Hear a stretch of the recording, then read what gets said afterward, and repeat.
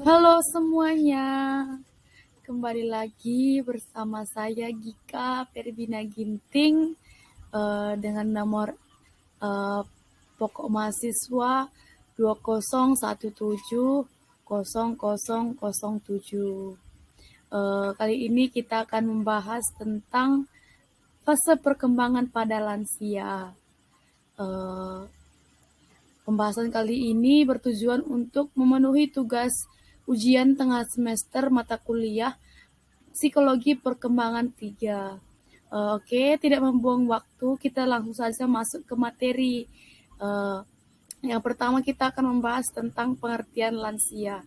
Sebelum masuk terlalu jauh, kita harus mengerti dahulu uh, apa itu lansia dan umur berapa lansia dikatakan seorang lansia. Menurut Ratnawati 2017, lansia adalah seseorang yang telah berusia lebih dari 60 tahun ke atas. Jadi lansia adalah seseorang yang mempunyai usia 60 tahun ke atas dan dia sudah bisa disebut dengan lansia. Selain usianya juga 60 tahun ke atas, lansia juga dikatakan lansia karena mereka tidak berdaya mencari nafkah sendiri untuk memenuhi kebutuhan hidupnya sehari-hari. Memang mungkin ada lansia yang masih sehat, yang masih bisa memenuhi kebutuhan sehari-hari. Tetapi meskipun begitu, dia tetap dikatakan lansia. Tetapi kebanyakan lansia mereka sudah tidak bisa memenuhi kebutuhannya sehari-hari secara pribadi. Dan menurut Effendi 2009, lansia merupakan tahap lanjut dari suatu proses kehidupan yang ditandai dengan penurunan kemampuan tubuh untuk beradaptasi dengan stres lingkungan. Lansia adalah keadaan yang ditandai oleh kegagalan seseorang untuk mempertahankan keseimbangan terhadap kondisi stres fisiologis. Kita langsung saja masuk ke fase perkembangan pada lansia. Bagaimana sih fase perkembangan pada masa lansia? Yuk kita langsung saja masuk ke materinya. Yang pertama itu kita membahas tentang perkembangan fisiologis. Pemahaman kesehatan pada lansia umumnya bergantung pada persepsi pribadi atas kemampuan fungsi tubuhnya. Lansia yang memiliki kegiatan harian atau rutin biasanya menganggap dirinya sehat, sedangkan lansia yang memiliki gangguan fisik, emosi, atau sosial yang menghambat kegiatan akan menganggap dirinya sakit. Perubahan fisiologis pada lansia, beberapa di antaranya kulit kering, penipisan rambut, penurunan pendengaran, penurunan refleks, batuk, pengeluaran lender, penurunan curah jantung, dan sebagainya. Perubahan tersebut tidak bersifat patologis, tetapi dapat membuat lansia lebih rentan terhadap beberapa penyakit. Perubahan tubuh terus-menerus terjadi seiring bertambahnya usia dan dipengaruhi kondisi kesehatan dan gaya hidup. Perkembangan fisik pada masa lansia terlihat pada perubahan fisiologis yang bisa dikatakan mengalami kemunduran. Perubahan-perubahan biologis yang dialami pada masa lansia yang dilihat adanya kemunduran tersebut sangat berpengaruh terhadap kondisi kesehatan dan terhadap kondisi psikologis. Nah, menurut Harlock pada tahun 1980, terjadi perubahan fisik berupa penampilan pada usia dewasa akhir, di antaranya adalah terdapat pada daerah kepala, yaitu hidung menjulur lemas. Yang kedua, bentuk mulut akan berubah karena hilangnya gigi. Ada juga yang lain, yaitu mata kelihatan pudar, dagu berlipat 2 atau 3, kulit berkeriput atau keriput dan kering, dan rambut menipis dan menjadi putih. Pada daerah tubuh, yang pertama bahu membungkuk dan tampak mengecil, perut membesar dan tampak membuncit, garis pinggang melebar, dan payudara pada wanita akan mengendor. Pada daerah persendian, pangkal tangan menjadi kendor dan terasa berat, kaki menjadi kendor dan pembuluh darah balik menonjol. Dan selanjutnya itu ada tangan menjadi kurus kering, kaki membesar karena otot-otot mengendor, kuku tangan dan kaki menebal, mengeras dan mengapur.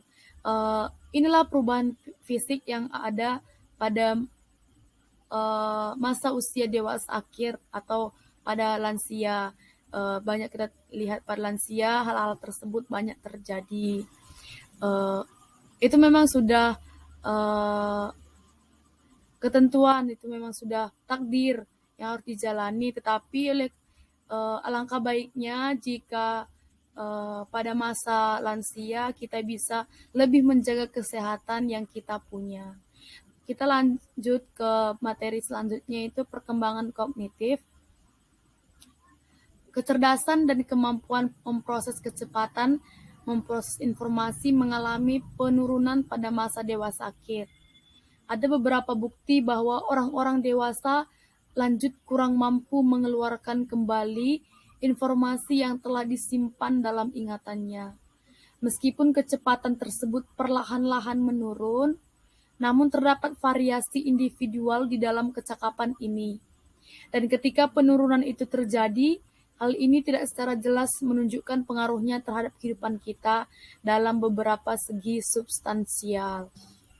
Misalnya nih, pada suatu eksperimen yang mempelajari waktu reaksi dan keterampilan mengetik dari juru ketik pada semua usia, juru ketik tua biasanya memiliki reaksi-reaksi lambat, namun mereka sebenarnya mengetik sama cepatnya dengan juru yang ketika masih muda. Barangkali para juru ketik tua itu lebih cepat mengetik pada saat mereka masih muda dan pelan-pelan mulai melambat. Tetapi hasilnya pada kondisi lain menunjukkan bahwa ada hal lain yang telah terlibat. Ketika jumlah karakter yang dapat dilihat selanjutnya oleh para juru ketik itu terbatas, kecepatan mengetik pada juru ketik tua menurun secara substansial.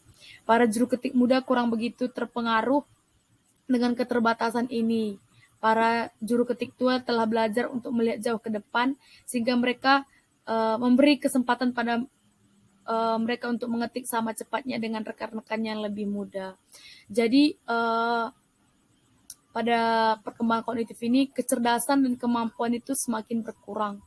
Mungkin pada saat masih muda kecepatan lebih maksimal, tetapi pada saat memasuki usia akhir, kecepatan dan kemampuan itu mulai berkurang. Selanjutnya yaitu perkembangan emosional.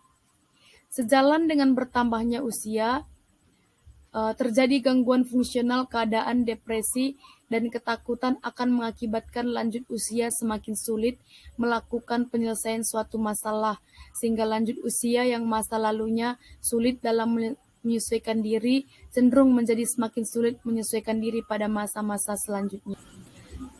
Memasuki masa tua, sebagian besar lanjut usia kurang siap menghadapi dan menyikapi masa tua tersebut, sehingga menyebabkan para lanjut usia kurang dapat menyesuaikan diri dan memecahkan masalah yang dihadapi.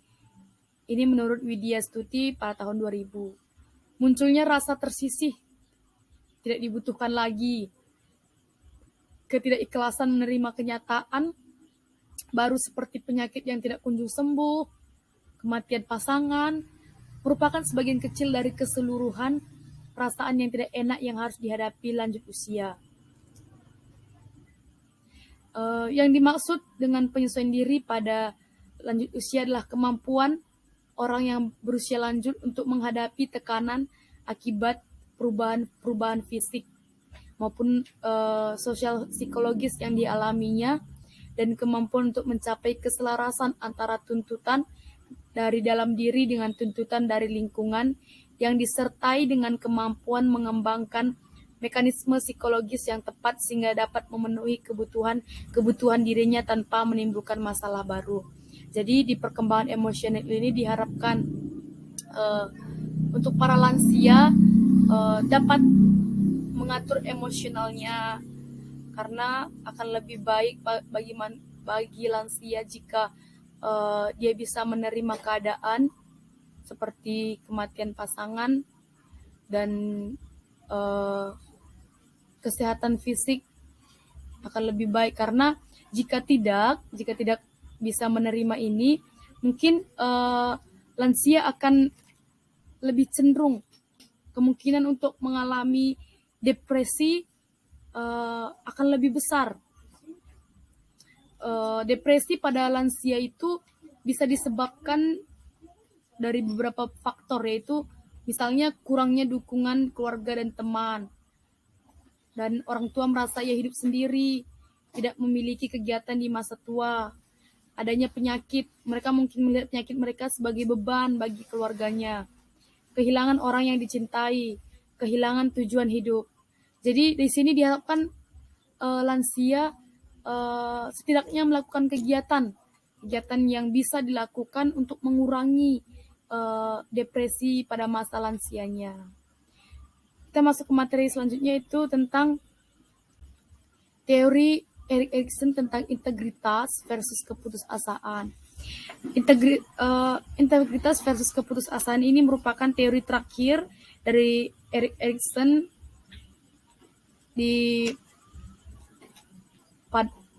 pada proses perkembangan. Ini merupakan teori terakhir. Di sini katakan integritas versus keputusasaan percaya bahwa masa dewasa akhir dicirikan oleh tahap terakhir dari 8 tahap siklus kehidupan. Tahun-tahun akhir kehidupan merupakan suatu masa untuk melihat kembali apa yang telah dilakukan selama hidupnya. Jika kehidupan sebelumnya dapat dijalani dengan baik, maka merasakan kepuasan atau integritas pada masa tuanya. Dan sebaliknya, jika kehidupan sebelumnya tidak dijalani dengan baik, maka lansia akan merasakan keputusasaan. Nah, untuk menghindari itu semua, ini harus dilakukan oleh lansia. Tugas dan perkembangan para lansia yang pertama itu menciptakan kepuasan dalam keluarga sebagai tempat tinggal di hari tua. Nah, ini dia, menciptakan kepuasan dalam keluarga. Jadi diharapkan kepada lansia jangan berkecil hati. Mungkin lansia berpikir karena sudah tua mungkin merepotkan, tidak. Selagi keluarga tetap menerima, lakukan terbaik, berbahagialah kepada lansia. Di sini dikatakan menciptakan kepuasan dalam keluarga sebagai tempat tinggal di hari tua. Diharapkan kepada lansia dan diharapkan kepada keluarga juga untuk menopang para lansia untuk merasakan di hari-hari terakhir mereka bisa merasakan kepuasan dalam keluarga. Dan yang kedua itu menyesuaikan hidup dengan penghasilan sebagai pensiunan. Jika lansia sebagai pensiunan, diharapkan penghasilan itu bisa disimpan untuk di hari tua. Ketiga itu membina kehidupan rutin yang menyenangkan. Adakan kegiatan, lakukan kegiatan sehari-hari yang bisa membuat lansia senang, yang bisa membuat lansia bahagia. Dan yang keempat, saling merawat sebagai suami istri. Jika masih memiliki suami atau istri, lakukanlah hal-hal yang menyenangkan, saling merawat, saling menyayangi, dan selagi bisa saling mencintai di akhir-akhir usia. Selanjutnya yaitu mampu menghadapi kehilangan atau kematian pasangan dengan sikap yang positif, dengan kata kasar itu menjadi janda atau duda. Nah, ini dia, jika tidak ada lagi pasangan, kematian pasti ada, kematian setiap orang pasti akan terjadi. Oleh sebab itu, jika pada lansia